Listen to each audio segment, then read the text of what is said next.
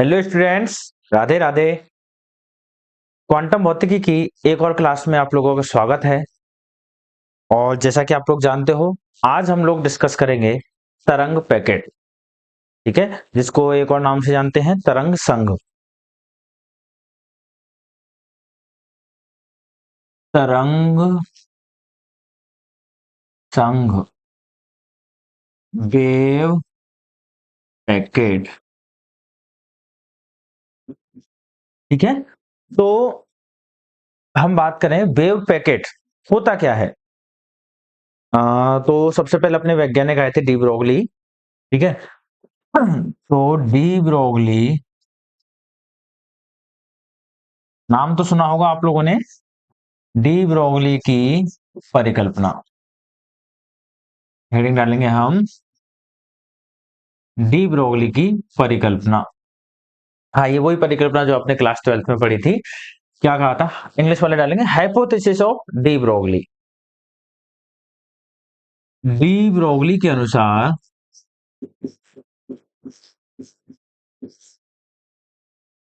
के अनुसार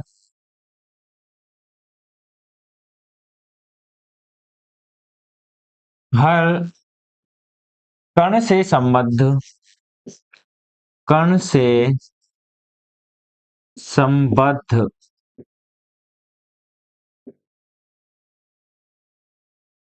देख लेना, संबद्ध। ठीक है, आपने नाम सुना होगा उस यूनिवर्सिटी से संबद्ध, वो वाला संबद्ध है। ठीक है, जिसको लिखते हैं हम एसोसिएट। ये संबंध नहीं है, इसका ध्यान रखना है। हर कण से संबंध, संबद्ध। इसको आप ये भी लिख सकते हो, हर द्रव्य कण से, हर मैटर पार्टिकल से संबद्ध एक तरंग।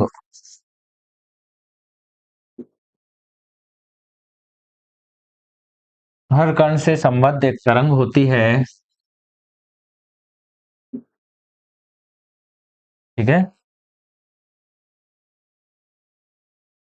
इस तरंग के, इसको समझाऊंगा अभी थोड़ी देर, एक बार लिख लो इसको। तरंग के वेग को कलावेग या तरंग वेग ही रहना, कलावेग कहते हैं।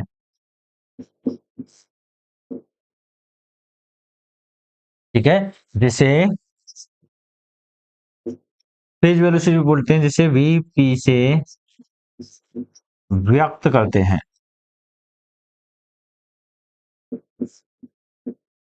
ठीक है, और इस तरंग की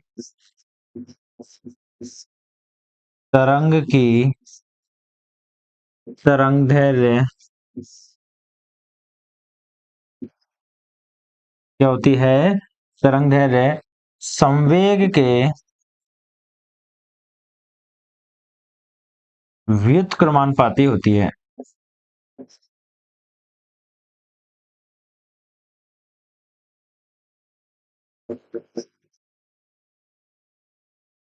ठीक है, क्या कह रहे हैं यहां से हम? लैम्डा जो होगी आपके पास व्युत्क्रमानुपाती होगी किसके? संवेग के। That means H upon P. ठीक है, हाँ, इससे ज्यादा आप लोग 12th क्लास में पढ़ चुके हो, इससे ज्यादा। ठीक है, मैंने अभी भी पढ़ाया तो मुझे पता है। ठीक है, अब एक बार मैं इंग्लिश वालों लिखा दूं फटाफट, हिंदी वाले लिखो जब तक। इंग्लिश वाले लिखो, according to de Broglie, according to de Broglie, there is a wave associated with each matter particle.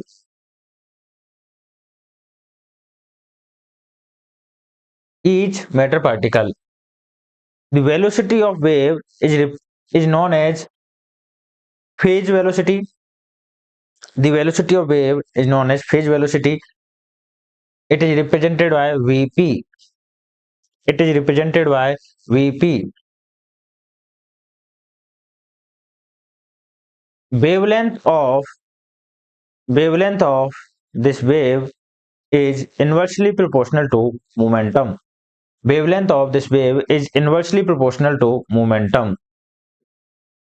लिख दो फटाफट ये, ठीक है, लिख दिया होगा उम्मीद करते हैं। तो क्या हुआ था, देखो डी ब्रोगली ने क्या बोला था।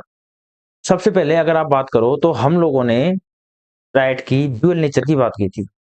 लाइट की ड्यूअल नेचर की बात की थी कि आपके पास जो एनर्जी है, ठीक है, वो कणों के रूप में भी आती है और पार्टिकल्स उसके पार्टिकल के रूप में भी आती है और वेव फॉर्म में भी आती है, तरंगों के रूप में भी आती है।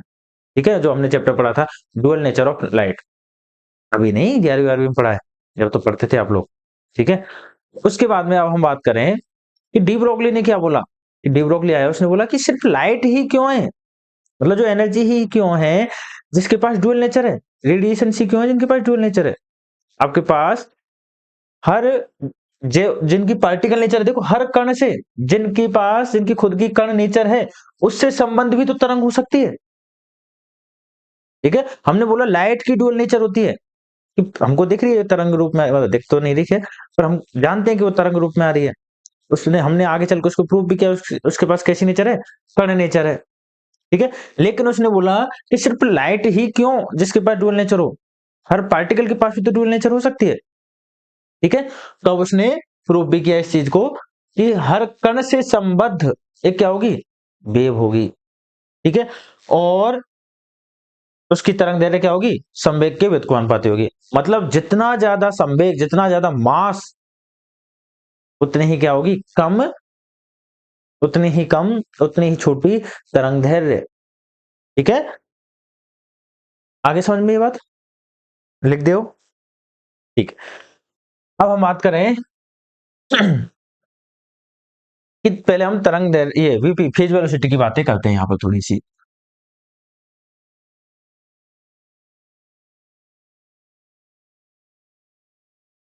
फिर हम तरंग संघ के ऊपर आएंगे।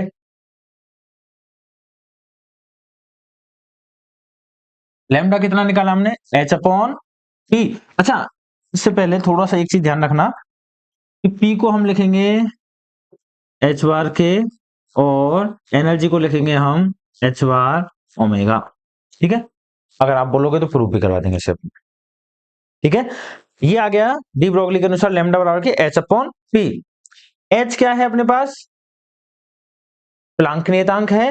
और अगर मैं बात करूं वीपी क्या होगा, वीपी लैम्डा म्यू।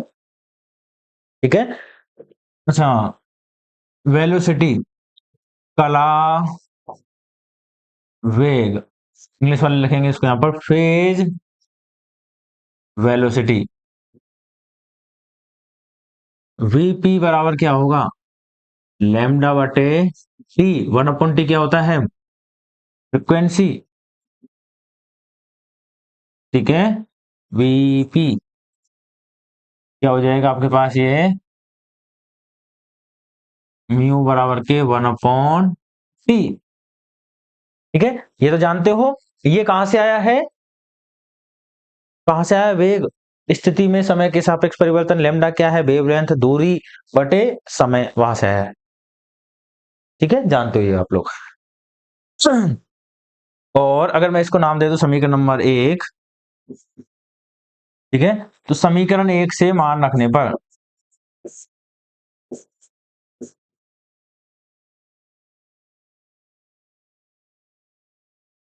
क्या हो जाएगा आपके पास, वीपी, मान रख दोगे वीपी लेमडा का एच म्यू अपॉन पी। कोई दिक्कत है, H mu upon P. H mu क्या होता है, एच म्यू क्या होता है, एनर्जी प्लांक के अनुसार।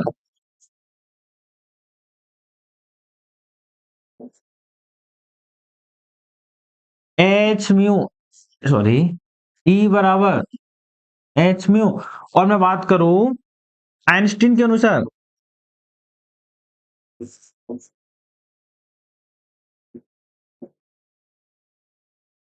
ई बराबर क्या होगा, एम सी स्क्वायर। ठीक है, इसकी जरूरत नहीं है अब हमें। देखो क्या बोला है हमने, चलो रुक जाओ एक सेकेंड। क्या हो जाएगा, ई बराबर एच म्यू, तो वी पी फेज वेलोसिटी क्या हो जाएगी हमारे पास, ई अपॉन पी। ठीक है, आइंस्टीन के अनुसार, according to Einstein,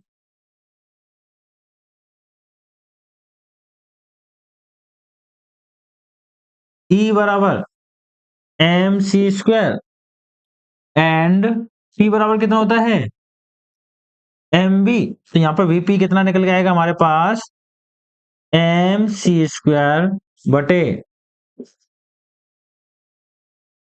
then VP हमारे पास कितना आ जाएगा, सी स्क्वायर बटे,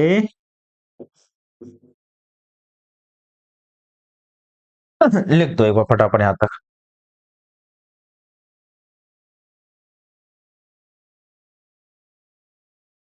लिख दिया। तो अब देखो इस चीज को कि क्या कह रहे हैं हम यहां से। ठीक है, लिख दिया। यहां से हम क्या कहना चाह रहे हैं उस चीज को देखो, इसकी हमको क्यों जरूरत पड़ी, हम क्यों कर रहे हैं ये कैलकुलेशन। ठीक है, और फिर अगर ये चीज सही है तो हमें तरंग संघ की क्यों जरूरत पड़ रही है। यहां से देखो वीपी बराबर हमने क्या निकाला है, वीपी बराबर, इसको दे देना इक्वेशन नंबर आपकी शायद जो भी चल रही है, अगली दे देना है ना, वीपी बराबर के सी स्क्वायर अपॉन वी।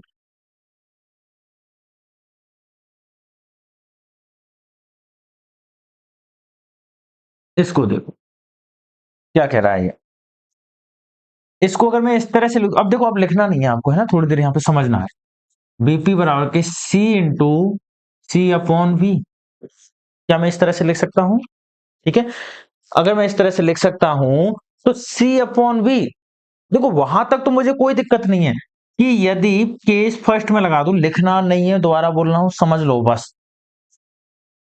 यदि सी किसके बराबर हो, वी के। ठीक है, और सी अगर वी के बराबर है तो यहां से वीपी मेरा क्या आ जाएगा, सी के बराबर आ जाएगा। यहाँ पे रखोगे वी से वी कैंसिल हो जाएगा, खत्म बात। वीपी बराबर किसका आ जाएगा, सी के बराबर आ जाएगा, या फिर दोनों बराबर है तो कोई कर सकते हो। लेकिन यदि मैं बात करूं कि यदि सी क्या है, ज्यादा है किससे, वी से। ठीक है, और वी क्या है यहाँ पर, तरंग का वेग है या फिर पार्टिकल का वेग है, जो भी है अपने पास।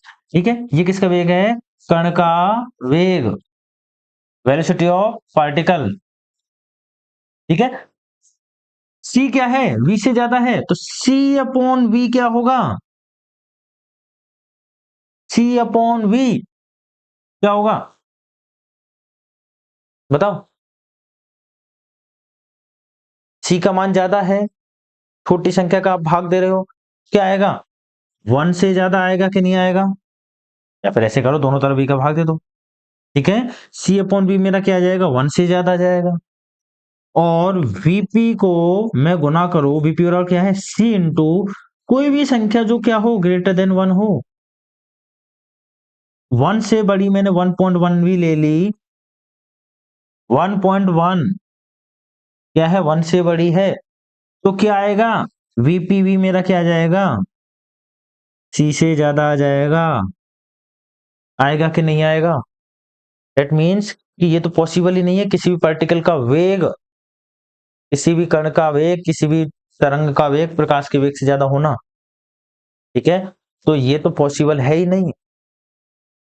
ठीक है, तो यहां से हम क्या कह रहे हैं कि यदि हम इसको सही मान लेते हैं तो क्या हो रहा है आपका, पार्टिकल यहां है, इससे संबंध जो तरंग है, देखो ये वी वेलोसिटी से मोशन कर रहा है, और इससे संबद्ध जो तरंग थी वो क्या है, सी से ज्यादा वेलोसिटी से गति कर रही है। ठीक है, सी से ज्यादा वेलोसिटी से क्या कर रही है, गति कर रही है। तो क्या होगी, पार्टिकल आपका पीछे रह जाएगा, इससे संबद्ध तरंग क्या हो जाएगी, दूर चली जाएगी। ये तो कह रहे हैं अपन, पार्टिकल मान के चलो 5 मीटर पर सेकंड से गति कर रहा है, और तरंग 10 मीटर पर सेकंड से गति कर रही है नॉर्मल, तो क्या होगा, पार्टिकल हिल जाएगा, 10 मीटर वाला आके पहुंच जाएगा। दो भाई हैं, एक छोटा है एक बड़ा है, और छोटा वाला क्या होगा, धीरे भागेगा, बड़ा वाला थोड़ा सा तेज भागेगा। छोटे छोटे से भाई है ना, ऐसे ऐसे नहीं है बड़े बूढ़े।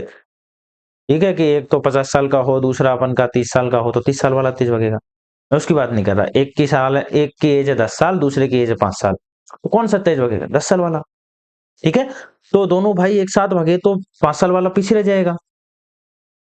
जो कण है वो तो हमारा कहाँ रह जाएगा? पीछे रह जाएगा, जिसकी वेलोसिटी कम है।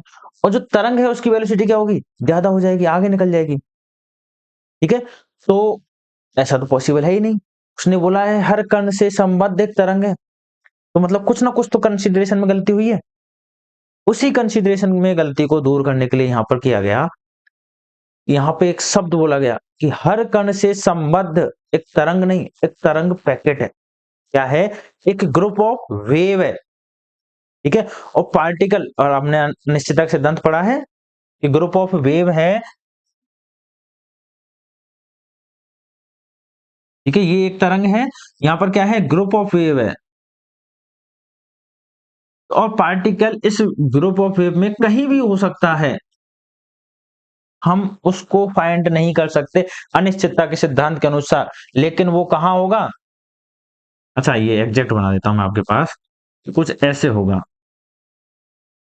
जब ग्रुप ऑफ वेव आपसे मिलेंगी,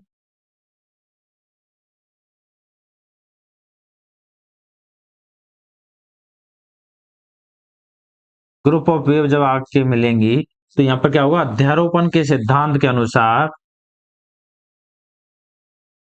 उनका जो क्या है,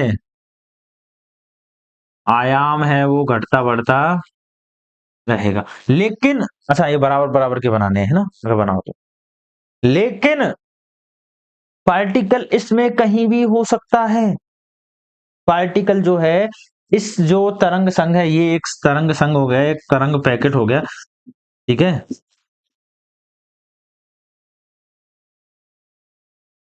पार्टिकल इस तरंग संघ में कहीं भी हो सकता है। ये कहां से आया है? तरंगों के अध्यारोपण से। ठीक है, आगे बात समझ में? ठीक है, कोई दिक्कत है? मैं दोबारा से बता देता हूं, ये हम लोगों ने अभी निकाला। यहां से हमने बोला कि देखो इस तरह से लिख सकते हैं इसको हम, पार्टिकल की वेलोसिटी अगर c के बराबर है तो कोई दिक्कत नहीं है। लेकिन जैसे ही पार्टिकल की वेलोसिटी, और ऑब्वियस सी बात है, जिस भी कण के पास मास है उसकी वेलोसिटी c से कम होगी ही होगी। एक फोटोन ही है जिसकी वेलोसिटी c के बराबर होती है पार्टिकल्स में, और फोटोन का मास कितना होता है? 0। ठीक है, तो ऑब्वियस सी बात है, अगर कोई पार्टिकल है, अगर आप खुद की भी बात करो तो क्या सी प्रकाश की वेग से भाग सकते हो? नहीं भाग सकते। तो आपकी वेलोसिटी क्या होगी? प्रकाश के वेग से कम होगी। और अगर आपकी वेलोसिटी प्रकाश के वेग से कम है, तो आपसे संबंध जो तरंग है वो क्या होगी? प्रकाश के वेग से ज्यादा तेज गति से भागेगी। नहीं, ऐसा पॉसिबल नहीं है। यही बात मैं यहां से कहना चाह रहा हूं। ठीक है, और जब यहां से ये बात कही तो इन्होंने कहा कि यहाँ पर हर कण से संबद्ध एक तरंग नहीं है, एक ग्रुप ऑफ वेव है, एक तरंगों का समूह है। ठीक है, तो आगे बढ़े हम। ठीक है, लिखो तो, जिसमें थोड़ा सा लिखो।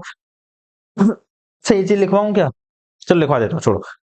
हम जानते हैं प्रकाश का वेग, इस वाले का इसको लिख रहे हैं, है ना। हम जानते हैं प्रकाश का वेग कण के वेग से बहुत अधिक होता है। प्रकाश का वेग कण के वेग से बहुत अधिक होता है। इस प्रतिबंध के अनुसार, इस प्रतिबंध के अनुसार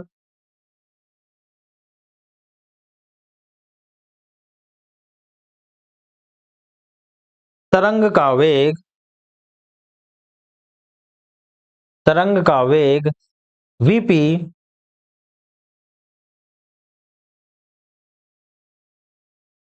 वीपी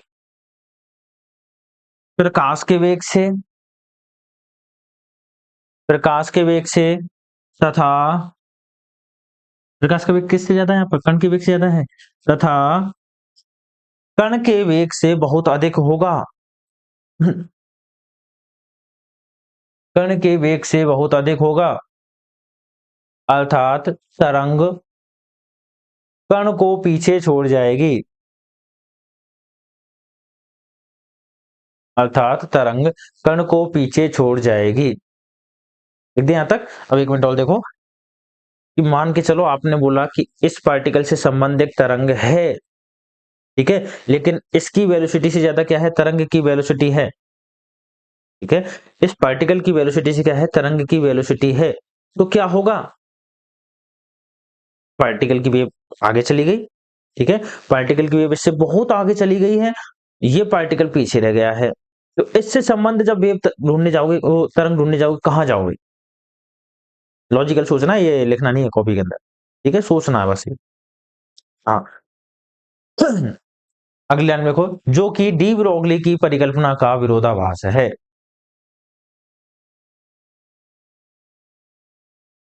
जो कि डी ब्रोगली की परिकल्पना का विरोधाभास है।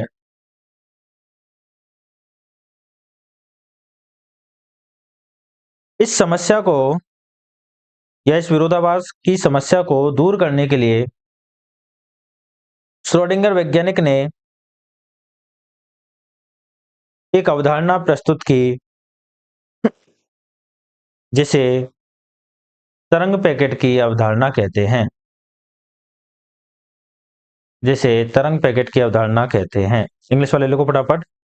We know that velocity of light is much greater than velocity of light is much greater than velocity of particle. So in this condition, velocity of velocity of wave, first one is phase velocity, is much greater than velocity of particle. Means particle will left behind, means particle will left behind, which is contradiction to de Broglie's hypothesis, which is contradiction to de Broglie's hypothesis. अच्छा हाँ, जिनको de Broglie spelling नहीं पता, वो नीचे जो heading डालते हैं, अपन क्या डालते हैं, टाइटल डालते हैं, नाम डालते हैं वीडियो का, वहां पे देख लेना, ठीक है। आगे लिखो पैराग्राफ चेंज करके, to remove this contradiction Schrodinger provide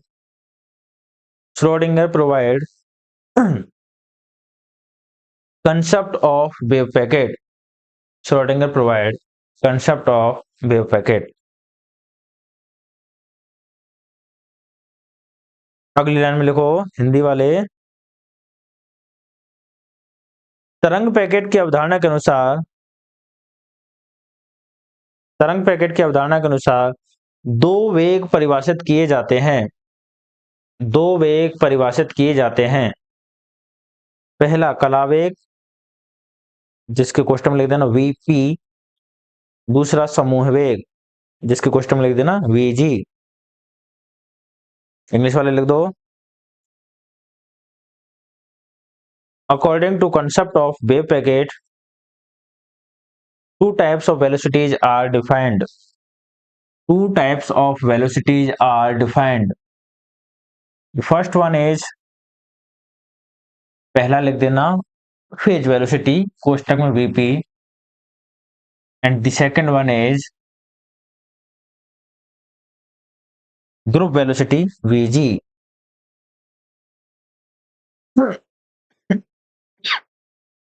तो तरंग पैकेट की अवधारणा पे जाने से पहले अपन एक काम करते हैं, मैंने दो स्टेटमेंट लिखे थे यहाँ पर, ई बराबर एच बार ओमेगा और पी बराबर एच बार के, इन दोनों को क्या करते हैं, हम प्रूव करते हैं। क्या लिखे थे, ई बराबर एच बार ओमेगा लिखे थे, इसको प्रूव करते हैं। ई बराबर क्या होता है, स्थिरांक के अनुसार एच म्यू, ये होता है, ठीक है। मैं क्या करूं यहां पर, ई बराबर के एच म्यू 2 पाई अपॉन 2 पाई से गुना कर सकता हूं, ठीक है। एच अपॉन 2 पाई क्या हो जाएगा, H bar, and H sorry 2 pi mu क्या हो जाएगा, 2 पाई बटे टी बराबर कितना हो जाएगा, ओमेगा। तो यहां से मेरे पास क्या आ जाएगा, ई बराबर के एच अपॉन 2 पाई की जगह पर एच बार और 2 पाई म्यू कितना आ जाएगा? कोई दिक्कत है यहां तक? ठीक है। और दूसरे वाला हमको प्रूव करना था कितना, P बराबर एच बार के, यही है। यहां पर अगर मैं बात करूं ये लेमडा कितना बताया था अपन ने, एच अपॉन पी। ठीक है, तो यहां से क्या आ जाएगा, P बराबर के एच अपॉन लेमडा, और यहां पर वापस से 2 पाई से मल्टीप्लाई कर दूं, क्या हो जाएगा बताओ? एच अपॉन 2 पाई वापस कितना हो जाएगा, H bar, and 2 pi upon lambda कितना होता है, प्रोपेगेशन कांस्टेंट के होता है। तो यहां से P बराबर कितना आ जाएगा अपने पास, एच बार के। ठीक है, अब ये काम आएंगे अपने बहुत ज्यादा जगह पर। ठीक है, वैसे मैं छुड़वाने वाला था, पर कई बार अपन जब आगे क्वेश्चंस करेंगे वहां पर ये पूरी तरंग पैकेट, और क्वेश्चन भी आता है, 2-3 बार पूछा गया तरंग पैकेट का। ठीक है, तो हमने कहा कि चलो इसको भी एक क्वेश्चन एक क्लास में ट्रीट कर देते हैं, पूरा मतलब खत्म कर देते हैं। इसलिए लिखना है किसी को, ये प्रूफ है, ये कहां से आया, प्लांक के ने, प्लांक अकॉर्डिंग टू प्लांक, ये कहां से आया, अकॉर्डिंग टू डी ब्रोगली, और उसमें कुछ लिखना नहीं एक्स्ट्रा। हाँ, प्लांक के अनुसार और डी ब्रोगली के अनुसार।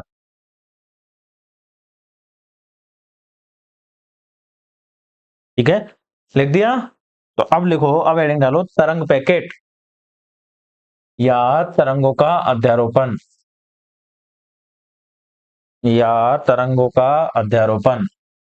इंग्लिश वाले हेडिंग डालो, वेव पैकेट और superposition of waves, superposition of waves. लिखो इसमें, माना दो तरंगे समान दिशा में संचरण कर रही हैं, माना दो तरंगे समान दिशा में संचरण कर रही हैं, तरंगों का आयाम कैपिटल ए है,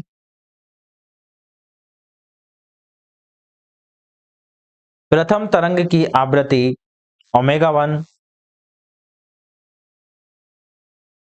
तथा द्वितीय तरंग की आवृत्ति ओमेगा 2 है।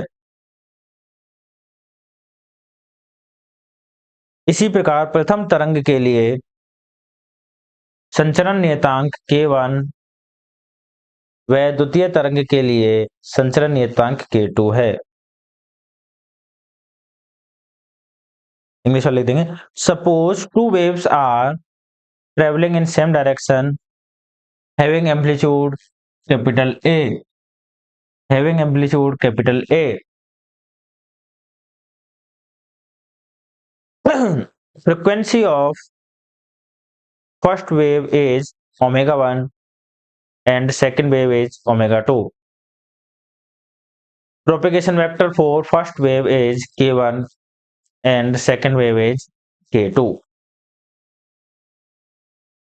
ठीक है, अगली लाइन में लिखो, तरंगों का विस्थापन समीकरण।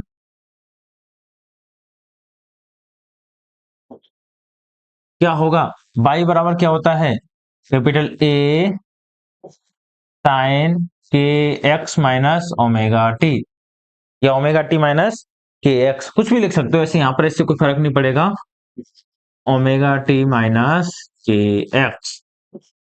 ठीक है, प्लस माइनस यहाँ पर सिर्फ फेज को व्यक्त करता है, तो यहाँ पर इससे कोई फर्क पड़ेगा नहीं। अब फेज क्या होगा इसका, ये क्या है, आयाम।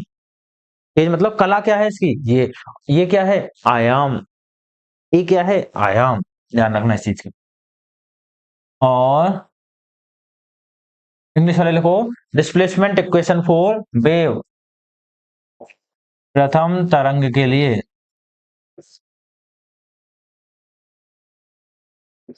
y1 कितना होगा, ए साइन ओमेगा 1 टी माइनस के 1 एक्स, द्वितीय तरंग के लिए फॉर फर्स्ट वेव, इसको लिखेंगे फॉर सेकेंड वेव,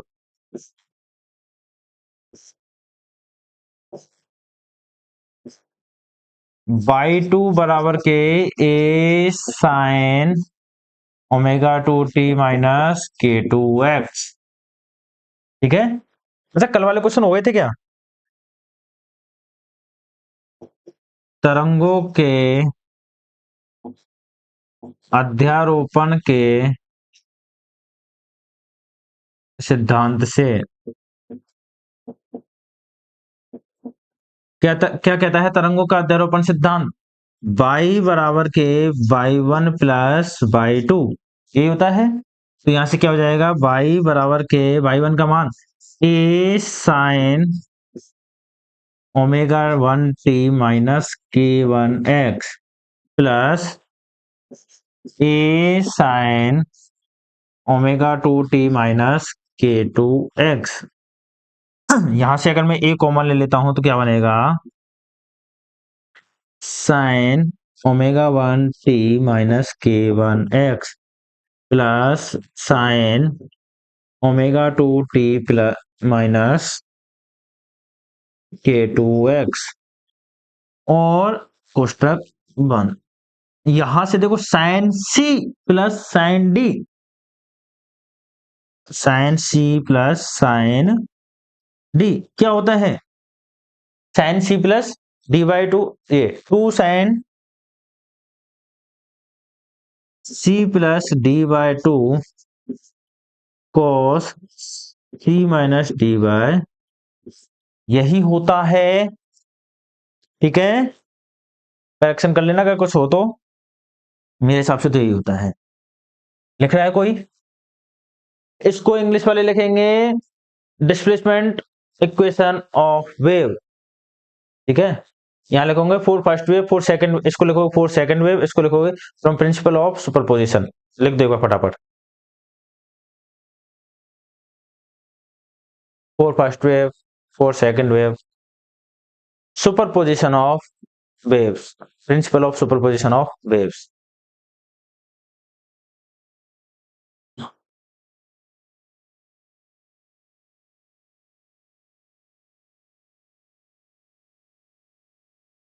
देखो क्या बनेगा ये, y बराबर के a।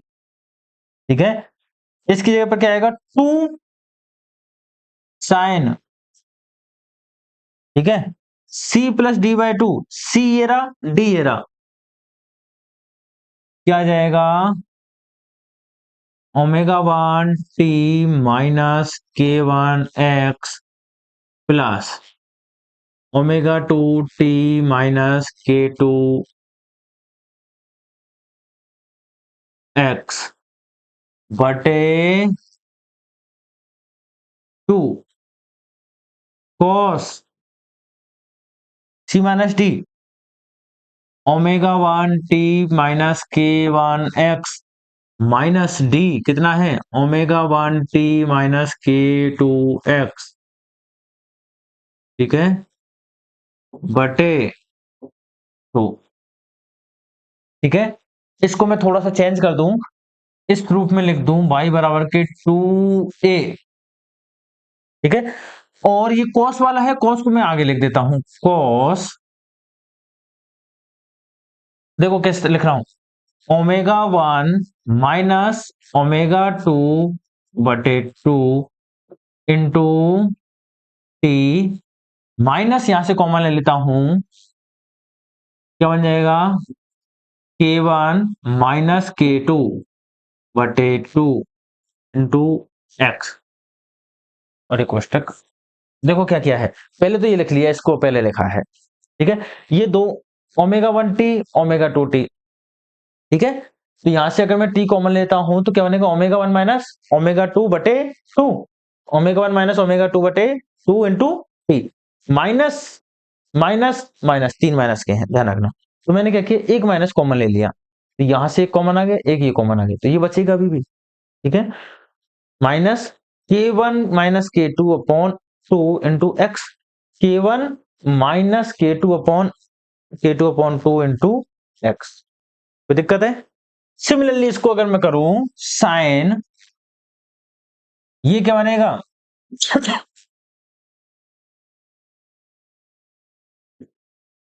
Omega 1 plus omega 2 upon 2 into e, minus यहां से कॉमन ले, देखो माइनस माइनस दोनों माइनस के हैं, यहां पे बीच में प्लस है तो क्या आएगा k1 प्लस k2 बटे 2 इंटू एक्स। ठीक है, अब देखो ओमेगा 1 और ओमेगा 2 लगभग लगभग बराबर से हैं। ठीक है, तो यहां से मैं ओमेगा 1 माइनस ओमेगा 2 बटे 2, इसको बोल दो कि दोनों के बीच का जो डिफरेंस आएगा वो कितना आएगा, डेल्टा ओमेगा। ऐसे ही k1 और k2 बराबर के हैं लगभग लगभग, तो k1 माइनस k2 बटे 2 कितना जाएगा, डेल्टा k।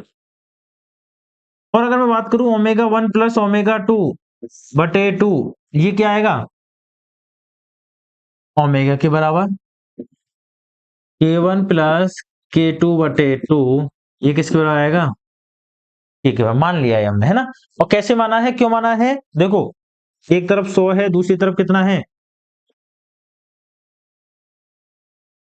हमने क्या किया, दोनों को जोड़ के 2 का भाग दे दिया, कितना आएगा 100 पॉइंट कुछ आ जाएगा, 0005। ठीक है, लेकिन अगर मैं इन दोनों में से डिफरेंस की बात करूं, जिसको भी पहले लिखना है लिख लो, कितना आएगा माइनस का 0.0005। ठीक है, तो ये क्या है, डेल्टा ओमेगा बहुत छोटी क्वांटिटी है, लेकिन जब तुम कंपेयर कर रहे थे, जब जोड़ रहे थे दोनों को, एलसीएम ले रहे थे, तो कितना आ रहा था, तो इसके कंपैरिजन में ये क्या था, नेग्लिजिबल। ठीक है, तो इसको हमने ओमेगा बोल दिया है, समझ गए ये चीज, समझ गए तो अब कुछ नहीं है इसमें, देखो क्या है, y बराबर के 2a cos delta omega T minus delta k x sine omega T minus के एक्स। अगर अभी आपको याद हो तो हमने समीकरण क्या लिखा था, y बराबर के a sine omega T minus के एक्स, तरंग का विस्थापन समीकरण लिखा था। ठीक है, तो ये क्या हो जाएगा आपके पास, तरंग का आयाम, और ये तरंग की कला। ठीक है, लिख दो एक बार यहां तक, इसको इंग्लिश वाले लिखेंगे एम्पलीट्यूड ऑफ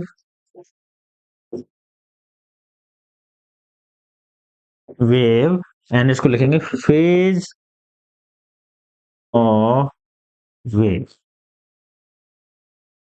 हाँ, लिख दो फटाफट।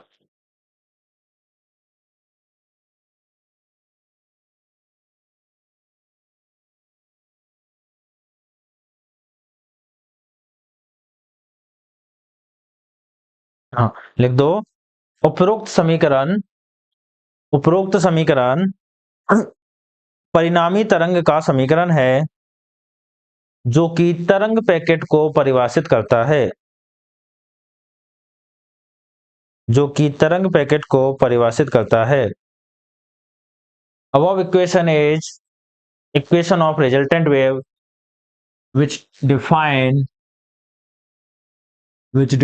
wave packet। अगली लाइन में लिखो, तरंग के आयाम और कला के आधार पर, तरंग के आयाम और कला के आधार पर वेग 2 प्रकार का होता है। On the basis of amplitude and phase of wave, velocity is of two type। पहली वही ग्रुप कला वेग, दूसरी समूह वेग।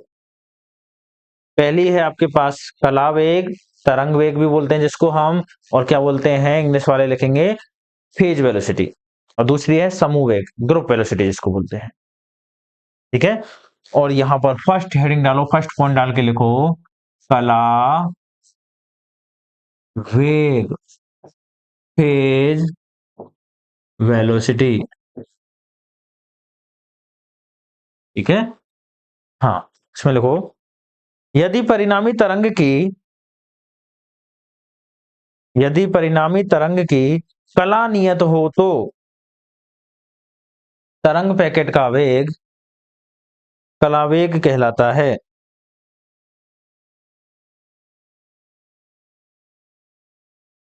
If phase is constant for resultant wave, then velocity of wave packet is known as phase velocity. It is represented by Vp. It is represented by Vp. इसे Vp से प्रदर्शित किया जाता है। क्या कहा है हमने? कला क्या हो? तरंग की कला बराबर नियत हो। Phase of wave equal to constant means sine omega T minus के एक्स बराबर क्या हो जाएगा? ये कब कांस्टेंट होगा? जब आपके पास ओमेगा टी माइनस के एक्स क्या हो। अच्छा, एक मजे की बात बताऊं, यही सेम चीज अपन ने सॉलिड में भी डिस्कस की है। ठीक है, फेज वेलोसिटी और कला वेग वगैरह आपके सॉलिड में भी है, देख लेना वहां पर नोट्स में। ठीक है, ये कांस्टेंट है। मैं यहां पर क्या करूं, टी के सापेक्ष differentiate with respect to time.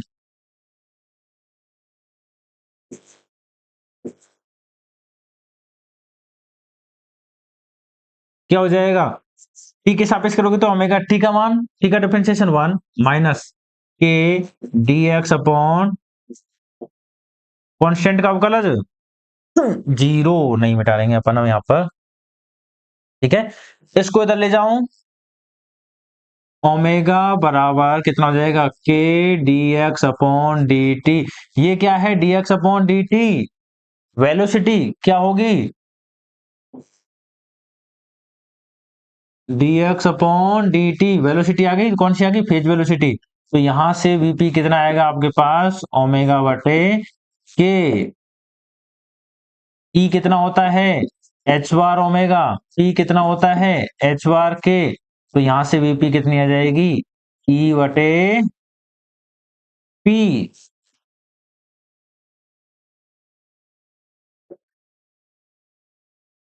लिख दो फटाफट से यहां पर, पहले ये फिर वो, फिर हम तरंग के आयाम की बातें करेंगे और समूह वेग को निकालेंगे।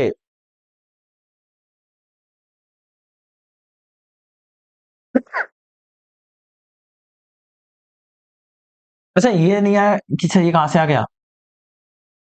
ये कर देना भले यहाँ पर, वीपी बराबर कितना होता है? ऐसे लिख देना भैया, वीपी बराबर कितना है? एच बार ओमेगा बटे एच बार के। ठीक है, और यहाँ चूकी बना के लिख देना, ई कितना होता है? एच बार ओमेगा। पी कितना होता है? एच बार के। ठीक है, एच बार अपॉन एच बार से मल्टीप्लाई कर दिया तो ये आ गया। भूल दिया करो आप लोग। वैसे कितनी गुस्सा आती होगी, क्लास में तो चपड़ चपड़ चपड़ चपड़ लगे रहते थे। यहाँ कोई नहीं, चलो, हर किसी का दिन आता है।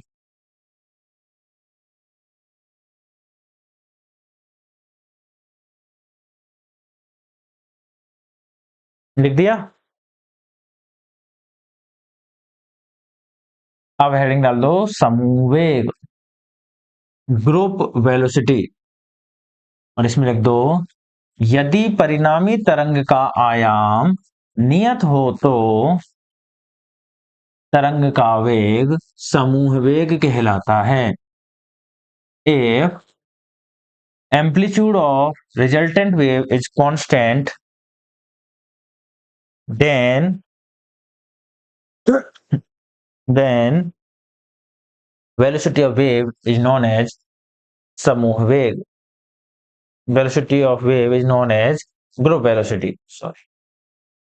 ठीक है, और यहां से it is represented by V G, इसे वीजी से प्रदर्शित करते हैं। अब देखो क्या कह रहे हैं हम, आयाम, तरंग का आयाम क्या होना चाहिए, तरंग का आयाम क्या हो, कांस्टेंट हो। इंग्लिश वाले क्या लिखेंगे, एम्पलीट्यूड ऑफ वेव क्या होनी चाहिए, कांस्टेंट। ठीक है, क्या है amplitude, 2a cos delta x, sorry delta omega T minus delta k X बराबर क्या होना चाहिए, कांस्टेंट। ठीक है, देखो 2a एम्पलीट्यूड है वो तो कांस्टेंट है ही है, ये कब कांस्टेंट होगा आपके पास, डेल्टा ओमेगा टी माइनस के डेल्टा के एक्स क्या हो, कांस्टेंट हो जाओ, अपने आप कांस्टेंट हो जाएगा। यही तो है जो कॉस वे चेंज हो रहा है, cos.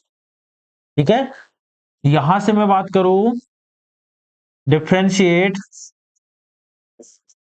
With respect to time T, T के सापेक्ष अवकलन करने पर delta omega minus delta K D x upon constant का अवकलन जीरो।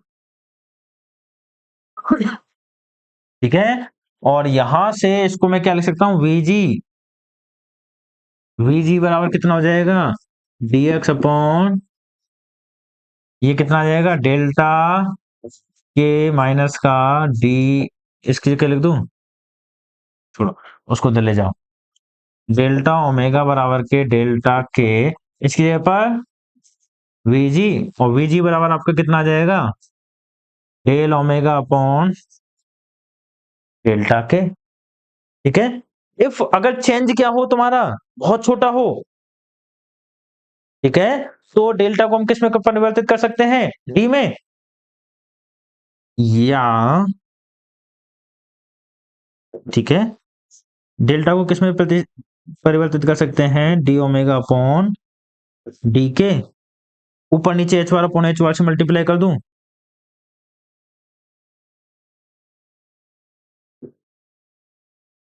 अच्छा यहाँ पे दिक्कत तो लिख लेना वो लाइन, चेंज बहुत छोटा हो तो, है ना, एच बार कांस्टेंट अंदर चला जाएगा, एच बार कांस्टेंट है तो अंदर गया तो वी जी बराबर कितना हो जाएगा,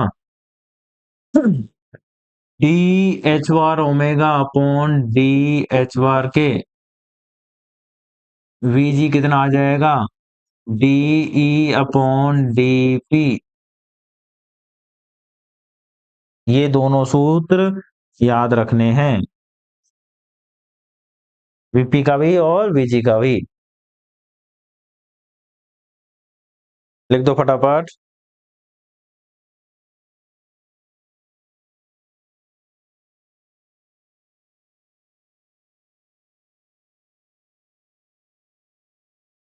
लिख दिया।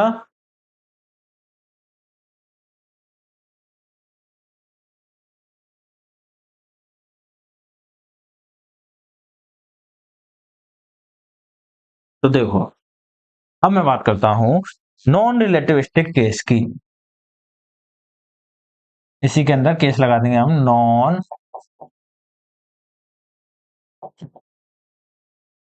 Non relativistic case. ठीक है, अनआपेक्षिकीय प्रतिबंध, देर की हो गई, 10 मिनट ज्यादा हो गई। ठीक है, नॉन रिलेटिविस्टिक केस क्या होगा, अनआपेक्षिकीय प्रतिबंध मतलब जो वेलोसिटी है आपकी वो क्या है, सी से ज्यादा है, सॉरी अनआपेक्षिकीय, नॉन रिलेटिविस्टिक है, नॉन रिलेटिविस्टिक है, सी क्या है आपका, वेलोसिटी से ज्यादा है। रिलेटिविस्टिक केस होगा जिसमें v आपके c के बराबर होगी, c क्या है, वेलोसिटी से बहुत ज्यादा है। ठीक है, और आपको ये याद है एनर्जी कितने, ये समूह वेग क्या निकाला हमने, डी अपॉन डीपी बराबर के वीजी। ठीक है, तो मैं यहां से बात करूं कि काइनेटिक एनर्जी क्या हो जाएगी, देखो एनर्जी निकाल लें,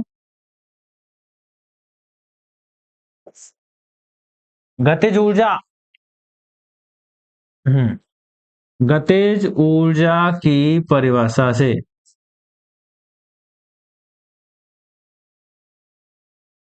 क्या हो जाएगी? E बराबर के 1/2 mv²। कोई दिक्कत है यहां तक? And I replace this P बराबर के mv, तो यहां पर E बराबर क्या हो जाएगा? p²/2m, यही हो जाएगा। और differentiate with respect to P, देखो DE/dP, तो P के रेस्पेक्ट में आप प्लस करोगे तो क्या हो जाएगा? DE/dP। यहां पर कितना होगा? 2P/2m, कैंसिल, ये क्या हो जाएगा? Vg। और यहां पर अगर आप P का मान mv रख देते हो तो कितना हो जाएगा? दैट मीन्स यहां से आप क्या कह रहे हो? ग्रुप वेलोसिटी किसके बराबर आ रही है? कण की वेलोसिटी के। आ रही है नहीं आ रही है? लिख दो, ये मत लिखना, ये नहीं लिखना, काट दिया मैंने, नहीं लिखना।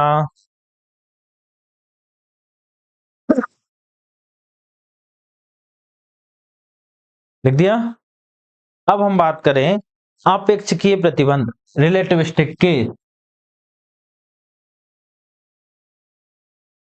ठीक है, और रिलेटिविस्टिक में क्या होगा? वेलोसिटी आपकी क्या होगी? या तो बराबर होगी या हल्की सी ज्यादा होगी, इससे ज्यादा फर्क नहीं है। ठीक है, अब रिलेटिविस्टिक केस आ गया तो रिलेटिविस्टिक एनर्जी यूज करनी पड़ेगी, तो ये काम अपन अब नहीं करेंगे जो अभी किया था।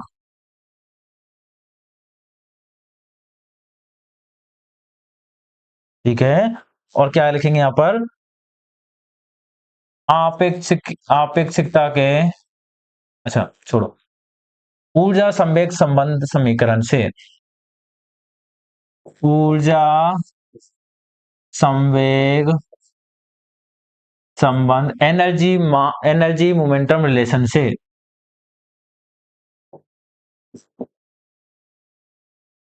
क्या होता है? E²= P²C²+m0²C⁴। ये सेकंड ईयर में अभी चल रहा है, प्रूव करवाया है। अगर आपको देखना है तो सेकंड ईयर की क्लास उठा के देख सकते हो, जहां पर यही हेडिंग डाली है, ऊर्जा संवेग संबंध, क्लास का नाम है उसमें। ठीक है, differentiate with respect to P both side, क्या हो जाएगा? 2E/dE/dP, यही होगा। और यहां पर क्या आएगा? 2P C², ये आएगा P का 2P, और C² कांस्टेंट प्लस 0। यहां से DE/dP क्या आ जाएगा? 2PC²/2E, ये क्या हो जाएगा? बताओ, DE/dP कितना होगा? DE/dP Vg के बराबर, ग्रुप वेलोसिटी। ठीक है, P कितना है? mv, एंड E कितना है? mc², यही है। ठीक है, आइंस्टीन ने बताया था ये तो क्या हो जाएगा? Vg बराबर के 2 से 2 कैंसिल, P का मान mvc²/mc², C² से C² कैंसिल, m से m कैंसिल, क्या आ गया? V। तो ग्रुप वेलोसिटी किसके बराबर आ गई वापस से? तो जब हमने पहला केस देखा था, जहां सिर्फ कला वेग की बात की गई थी, तो वहां पर क्या हो रहा था? क्या हो रहा था वहां पर? हमारी ग्रुप ये तरंग की वेलोसिटी कण की वेलोसिटी के बराबर नहीं आ रही। लेकिन यहां पर दोनों केसों में, ठीक है, जब C और V बराबर है, मतलब ज्यादा है तब भी, और नहीं है तब भी, छोटा है तब भी, क्या आ रहा है हमारे पास? ग्रुप वेलोसिटी और कण की वेलोसिटी सेम आ रही है। ठीक है, लिख दिया। अब इसी पे बेस्ड एक क्वेश्चन करते हैं।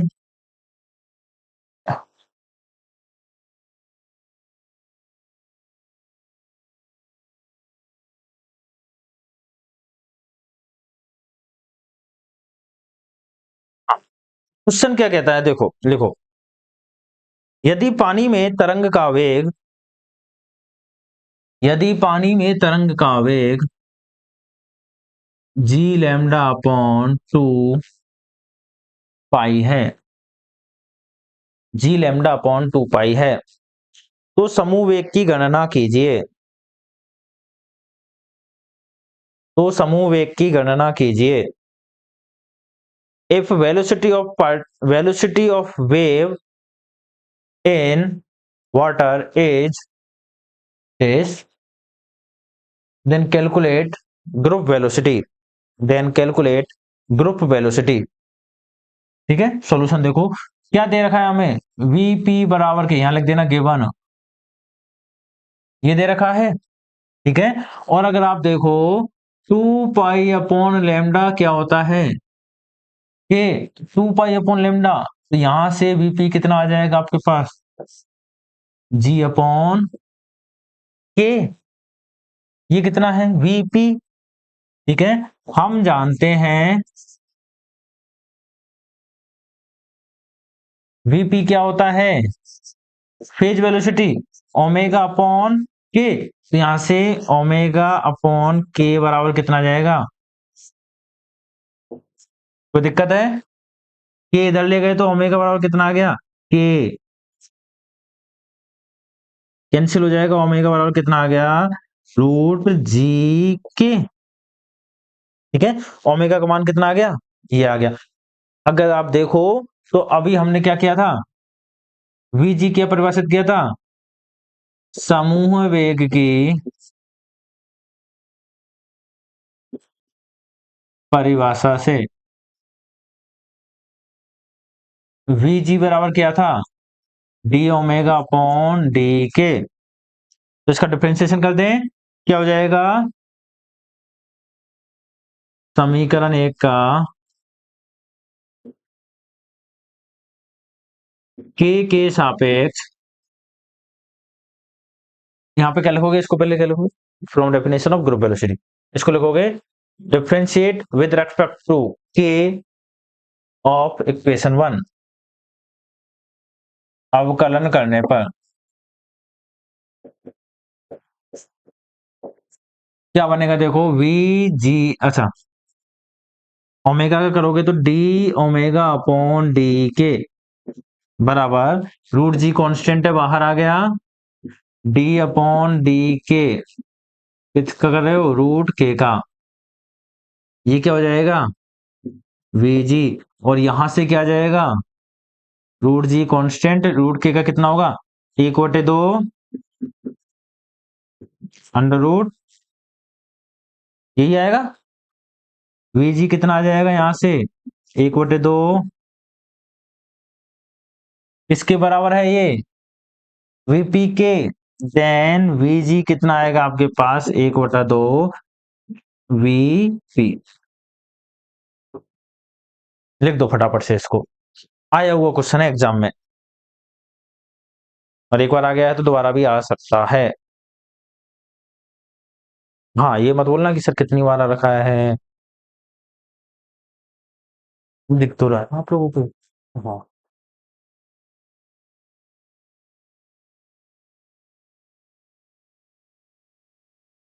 लिख दिया,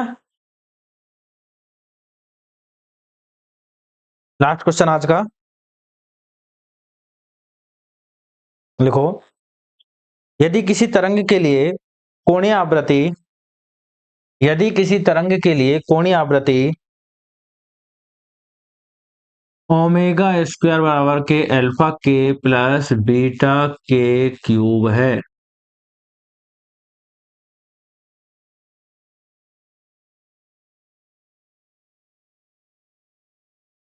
तो संचरण नियतांक की गणना कीजिए, तो संचरण नियतांक की गणना कीजिए,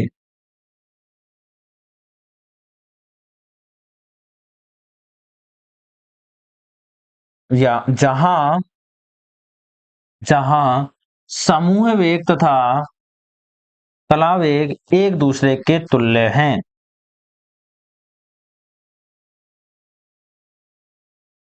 if angular frequency of a wave is given bye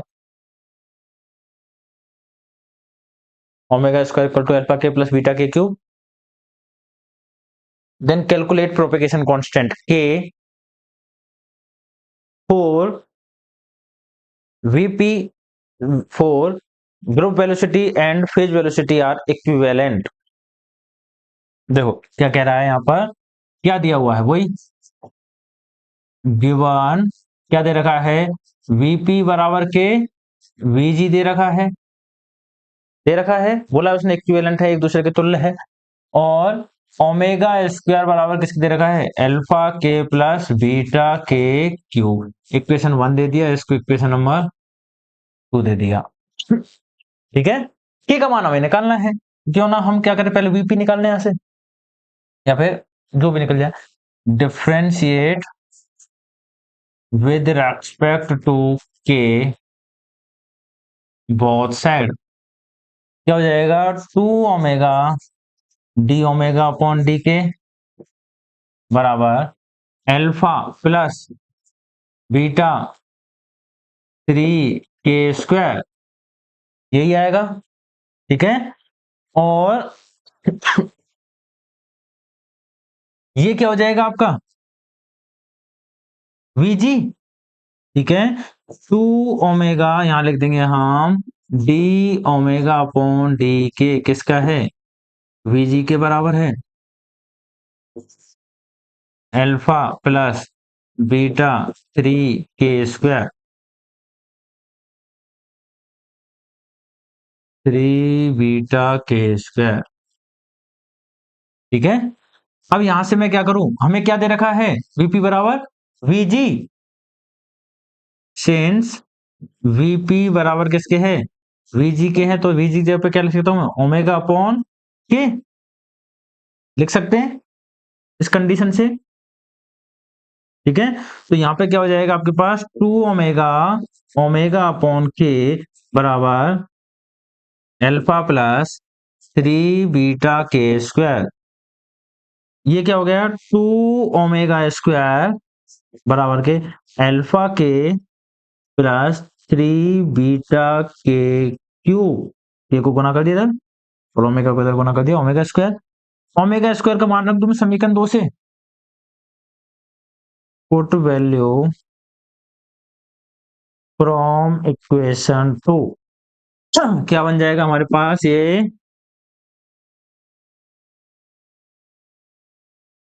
2 omega square का मान है अपने पास alpha k plus beta k cube बराबर alpha k plus 3 beta k cube. देखो 2 alpha k plus 2 beta k cube बराबर कितना होगा, alpha k plus 3 beta k cube. इसको इधर ले जाएं, इसको इधर ले आए, तो ये इधर जाएगा तो नेगेटिव हो जाएगा, ये इधर आएगा तो नेगेटिव हो जाएगा, 2 अल्फा के, ठीक है, माइनस अल्फा के बराबर 3 बीटा के क्यूब, ये इधर गया तो माइनस का 2 बीटा के क्यूब, कितना हो जाएगा, अल्फा के बराबर के यहां से बीटा के क्यूब, इसको इधर ले आओ, अल्फा के माइनस बीटा के क्यूब बराबर के, अगर मैं यहां से कॉमन ले लेता हूं तो क्या बनेगा, अल्फा माइनस ये 0 है, मतलब कि या तो के का मान 0 है या फिर ये 0 है। ठीक है, तो यहां से आपके पास के 3 मान निकल के आएंगे। ठीक है, कौन कौन से, कि या तो के का मान 0 है या फिर यहां तक लिख दो एक बार फटाफट, इतनी सी की जरूरत है अपन को।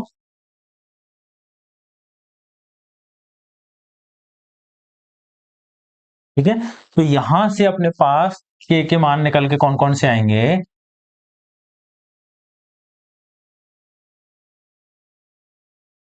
देखो के बराबर 0 आ जाएगा एक तो, दूसरा क्या आएगा, alpha minus beta k cube के स्क्वायर बराबर 0। ठीक है, और अगर मैं इसको सॉल्व करता हूं, अल्फा बराबर के बीटा के स्क्वायर, के बराबर कितना आ जाएगा, plus minus under root of alpha upon beta, alpha upon beta under root करोगे प्लस माइनस आ जाएगा।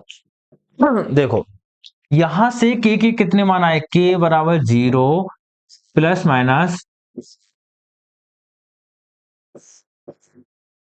3 मान निकल के आए। अभी लिखना है इस चीज को, है ना, समझ लो एक बार। तो ये क्या, अगर के का मान 0 हो गया तो क्या वेव प्रोपेगेट करेगी? नहीं करेगी। ठीक है, और के का मान 0 हो गया तो वेव माइनस हो गया तो वो वेव उल्टी डायरेक्शन में प्रोपेगेट करेगी, तो ऐसा तो पॉसिबल है नहीं है। तो यहां से सिर्फ और सिर्फ क्या आएगा, के का मान क्या लिखेंगे कि के तो 0 होगा नहीं, तो ये 0 होगा, और यहां से अतः के बराबर कितना आएगा, अल्फा अपॉन बीटा। ये कौन सा मान होगा, संचरण नियतांक का मान निकल के आएगा। ठीक है, लिख दो फटाफट इसे यहां तक।